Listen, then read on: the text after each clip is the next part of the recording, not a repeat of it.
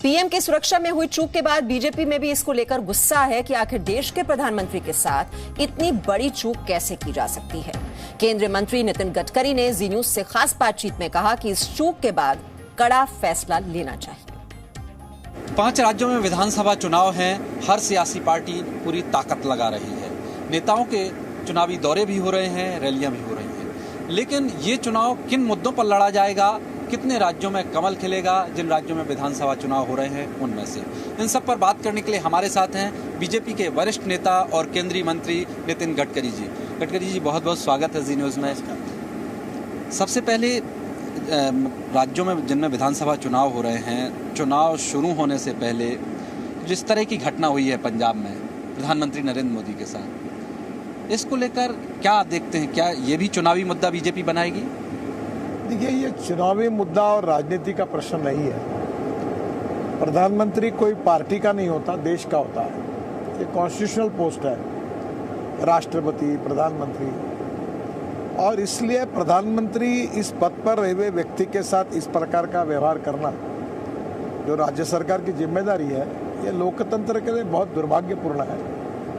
और इसके कारण स्वाभाविक रूप से सभी लोकतांत्रिक प्रेमी लोगों के मन में और पार्टियों के मन में भी विशेष रूप से तीव्र नाराजगी है। ये अच्छी बात नहीं हुई। लेकिन क्या लगता है, क्या कई पार्टी के नेता आपके ही मांग कर रहे हैं कि कड़ा फैसला लेना चाहिए, यहाँ तक कि सरकार को बर्खास्त किया जाना चाहिए ऐसे वक्त में जब चुनाव हो रहे हैं? अब तो मैं तो आज दिल्ली के बाहर हूँ, कैबिनेट के मीटिंग में नहीं था, क्योंकि मैं उत्तर प्रदेश में आज 3 रैलियाँ मेरी थी और इसलिए मैं उप मुख्यमंत्री जी और मैं दोनों साथ में थे। पर पार्टी में निश्चित रूप से तीव्र भावना है और इसके ऊपर अध्यक्ष जी और प्रधानमंत्री जी जो उचित निर्णय करेंगे वो निर्णय पार्टी निश्चित रूप से, भावना तो पार्टी की है पर इसका अंतिम निर्णय अध्यक्ष और प्रधानमंत्री करेंगे। गडकरी जी, जिन राज्यों में विधानसभा चुनाव हो रहे हैं उनमें आपको क्या लगता है इस दौर में आपके समक्ष बीजेपी किन मुद्दों को लेकर चुनाव में जा रही है? देखिए, पहली बात तो ऐसे कि बीजेपी 2014 में केंद्र में रूलिंग पार्टी बनी है, सत्तारूढ़ पार्टी बनी है और 14 से लेकर 21 तक ये 7 साल का जो पीरियड है, इसका हमारा रिपोर्ट कार्ड जनता के सामने है। 1947 के बाद जो करीब 75 साल में जो नहीं हो पाया था, 60-70 साल में नहीं हो पा रहा था, क्योंकि अभी तो 7-8 साल से हम हैं। इसके पहले कांग्रेस पार्टी को लगातार शासन करने का मौका मिला, पर जो कांग्रेस नहीं कर सकी वो काम मोदी जी के नेतृत्व में हमारी सरकार ने सभी राज्यों में करके दिखाया। लेकिन आपकी पार्टी पर यही आरोप लगता है कि जब जब चुनाव आते हैं राम का मुद्दा गरमाने लगते हैं, राष्ट्रवाद का मुद्दा गरमाने लगते हैं, हिंदू मुस्लिम करने लगते हैं। देखो, अयोध्या में राम मंदिर बनना ये राजनीतिक मुद्दा नहीं है, ना हमारा पॉलिटिकल एजेंडा है। ये देश के करोड़ों भारतीयों की इच्छा है कि जहां प्रभु रामचंद्र का जन्म स्थान था वहीं उनका भव्य मंदिर का निर्माण हो। और सुप्रीम कोर्ट के निर्णय के बाद वो मार्ग खुला हुआ है। तो मुझे लगता है कि ये देश की अस्मिता, इतिहास, संस्कृति का प्रतीक है, श्रद्धा का प्रतीक है और इसलिए कोर्ट के निर्णय के बाद निश्चित रूप से वो मंदिर निर्माण होना, इसको हम सबको खुशी भी और समाधान भी है। अब प्रश्न ऐसा है कि आप ही लोग सवाल पूछते हैं, फिर लोग जवाब देते हैं, फिर आप ही बोलते कि ये धर्म की राजनीति कर रहे हैं। तो मुझे लगता है कि मैं पहले, जैसे मैंने आपको कहा कि हमारे 7 साल में किए हुए काम के भरोसे, जैसे उत्तर प्रदेश में कानून और व्यवस्था की धज्जियां उड़ी थी, अंडरवर्ल्ड, गुनहगार, रेपिस्ट, जो एंटी सोशल थे, क्रिमिनल थे, उनके खिलाफ योगी जी के नेतृत्व में सरकार ने जो कार्रवाई की, क्या उसमें उत्तर प्रदेश में कानून व्यवस्था प्रस्तावित नहीं हुई? अखिलेश यादव कह रहे हैं कि उनके सपने में तो श्री कृष्ण आए थे और कह गए कि जीत उनकी हो।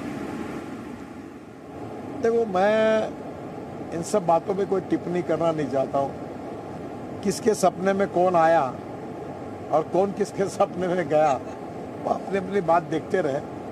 हम विशुद्ध राष्ट्रवाद के आधार पर विशेष रूप से गांव, गरीब, मजदूर, किसान का कल्याण करते हुए गुड गवर्नेंस एंड डेवलपमेंट और राष्ट्रवाद, उसके साथ साथ अंत्योदय, ये हमारा सामाजिक आर्थिक चिंतन है कि समाज का जो आखिरी शोषित पीड़ित व्यक्ति है जो सामाजिक आर्थिक शैक्षणिक रूप से पिछड़ा हुआ है, जिसको हम दरिद्र नारायण कहते हैं, जिसके पास रहने के लिए मकान नहीं, खाने के लिए रोटी नहीं, शरीर पर कपड़ा नहीं, उस व्यक्ति को भगवान मानकर हम उसकी निरंतर सेवा करें।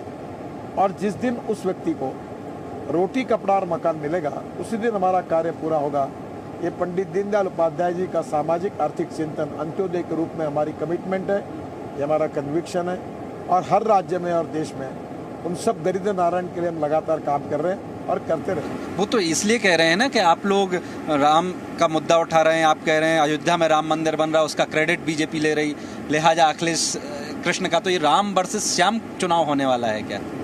मुझे लगता है इस प्रकार की बातों की चर्चा करना निरर्थक है। उनको जो कहना है वो कहे, हमें जो कहना है वो कहे। और सही में मैं ये मानता हूँ कि 21वीं सदी की राजनीति politics for progress and development है। उनको भी कभी चांस मिला था, वो बताए कि उन्होंने क्या काम किया है, और चुनकर आएंगे तो क्या क्या काम करेंगे। हम बताएंगे कि हमको चांस मिला, हमने इतना काम किया है, चुनकर आएंगे तो ये काम करेंगे।